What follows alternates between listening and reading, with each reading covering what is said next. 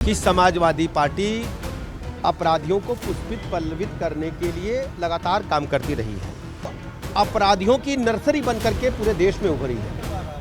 जब से प्रयागराज में उमेश पाल हत्याकांड हुआ, देश के सबसे बड़े सूबे का पारा चढ़ गया, क्योंकि दिन के उजाले में बेखौफ बदमाशों ने न सिर्फ राजू पाल हत्याकांड के मुख्य गवाह उमेश पाल को उनके घर के सामने गोलियों से छलनी कर दिया, बल्कि उनकी सुरक्षा में तैनात गनर तक को नहीं छोड़ा।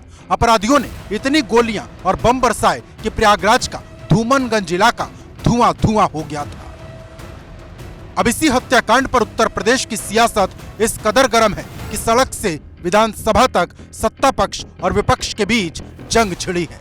अखिलेश यादव इस घटना पर सरकार के खिलाफ चौतरफा मोर्चा खोले हुए हैं, क्योंकि एक तरफ अखिलेश इस हत्याकांड को सरकार का फेलियर बता रहे, वहीं आरोपी अरबाज के एनकाउंटर पर ये कहते हुए सवाल उठा रहे कि पुलिस प्रशासन सरकार को खुश करने के लिए एनकाउंटर कर रहा।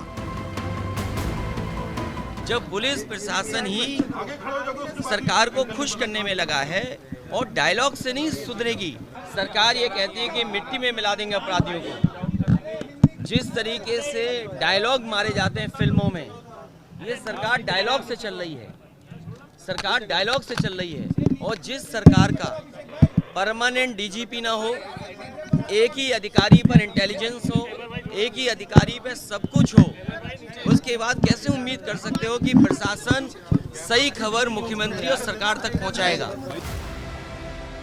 गौरतलब है कि सीएम योगी ने प्रयागराज की घटना के बाद आरोपियों को मिट्टी में मिलाने की बात कही थी, और जिस तरह से आरोपी अरबाज का एनकाउंटर हुआ, उसे भाजपा मिट्टी में मिलाने वाले काम की शुरुआत बता रही। इसी हाउस में कह रहा हूं, इस माफिया को मिट्टी में मिला देंगे।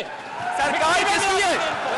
सरकार किसकी है? गफलत में हो, जितने माफिया हैं इनको मिट्टी में मिलाने का काम करेंगे। अपराधी आप क्या हैं? अपराधी दूर कर, अपराधी आप क्या हैं? ये चीजें नहीं हो सकती। अपराधी आप क्या हैं? नहीं सुनेंगे इनकी। और तब हमारे यशस्वी मुख्यमंत्री ने एक शब्द कहा था, एक लाइन कही थी, ये कहा था कि मिट्टी में मिला दूंगा, मिट्टी में मिला दूंगा। और मीडिया के सोर्सेस से जो खबरें आ रही है, मैं पूरे सदन को ये बताना चाहूंगा कि उमेश पाल की हत्या में एक जो अपराधी शामिल था, उसको मिट्टी में मिला दिया गया है। पुलिस ने उसको एनकाउंटर में मार गिराया।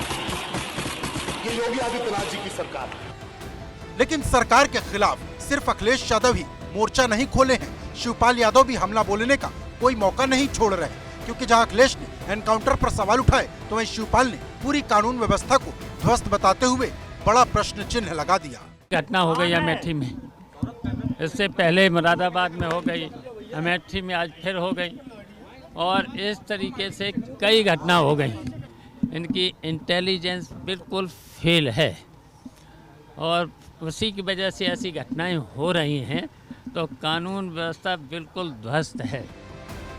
लेकिन भाजपा भी चुप बैठने के मूड में नहीं, जो लगातार अतीक अहमद का नाम सपा से जोड़ रही, और अब डिप्टी सीएम ब्रजेश पाठक ने सपा को अपराध की नर्सरी बता दिया। कि समाजवादी पार्टी अपराधियों को पुष्पित पल्लवित करने के लिए लगातार काम करती रही है।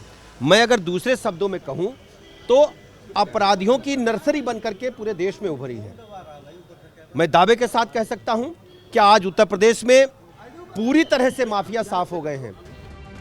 मतलब एकदम साफ, प्रयागराज हत्याकांड पर उत्तर प्रदेश की राजनीति उबाल मार रही, जिसकी चर्चा यूपी ही नहीं बल्कि पूरे देश में हो रही। अब सवाल इस बात का है कि यूपी में माफिया का पालनहार कौन है, क्योंकि अब एक नई लड़ाई नेताओं के साथ आरोपियों की फोटोबाजी को लेकर शुरू हो गई है।